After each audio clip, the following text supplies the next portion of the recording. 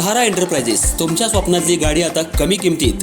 इचलकरंजी शहरालगत असलेल्या कबनूर चंदूर रोडवर कोन्नूर पार्कमधल्या सहारा एंटरप्राइजेस इथं पश्चिम महाराष्ट्रातली विविध बँका आणि फायनान्स कंपन्यांनी जप्त केलेल्या जुन्या दुचाकी आणि चारचाकी गाड्यांची विक्री केली जाते. शोरूम किमतीपेक्षा 25 ते 50% कमी दरात, उत्तम स्थितीत आणि संपूर्ण कागदपत्रांसह त्वरित डिलिव्हरी. दुचाकी 20,000 पासून पुढे तर चारचाकी 50,000 पुढे. आपल्या पसंतीची कार किंवा बाईक आता अगदी परवडणाऱ्या दरात घेऊन जा. विश्वास, पारदर्शक व्यवहार आणि उत्तम सेवा हेच आमचं वैशिष्ट्य.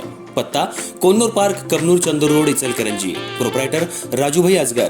संपर्क 8055810910 आणि 9860785786. सहारा एंटरप्राइजेस, दर्जा, विश्वास आणि बचत यांचं परिपूर्ण ठिकाण.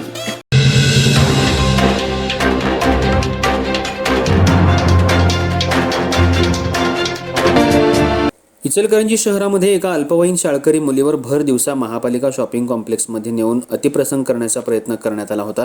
2 दिवसांपासून फरार असलेला संशयित आरोपी कुमार कांबळे याला अटक करून आज न्यायालयात हजर करण्यात आलं होतं.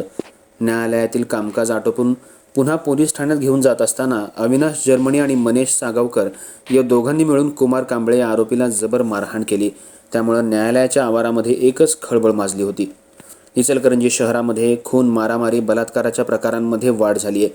गेल्या 2 दिवसांपूर्वी शहरातल्या मध्यवर्ती ठिकाणी असलेल्या महापालिकेच्या शॉपिंग कॉम्प्लेक्समध्ये एका अल्पवयीन मुलीला जबरदस्तीने नेऊन तिच्यावर अतिप्रसंग करण्याचा प्रयत्न करण्यात आला होता.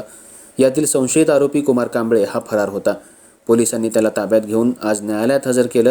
यावेळी न्यायालयातून पोलीस स्टेशनकडे जात असताना न्यायालयाच्या आवारात कुमार कांबळे हा बलात्कारातील आरोपी आहे का असं पोलिसांना विचारताच यावेळी संशयित कुमार कांबळे याला अविनाश जर्मनी उर्फ जाधव, मनीष सागावकर या दोघांनी बेदम चोप दिला.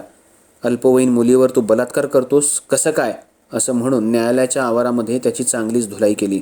यावेळी काही काळ न्यायालयाच्या आवारात खळबळ माजली होती. अचानक घडलेल्या या प्रकारामुळे एकच धावपळ उडाली. पोलिसांनी आरोपीला तात्काळ ताब्यामध्ये घेऊन पोलीस ठाण्यात आणलं. तसंच अविनाश जर्मनी आणि मनीष सागावकर या दोघांना पोलिसांनी ताब्यात घेतलंय.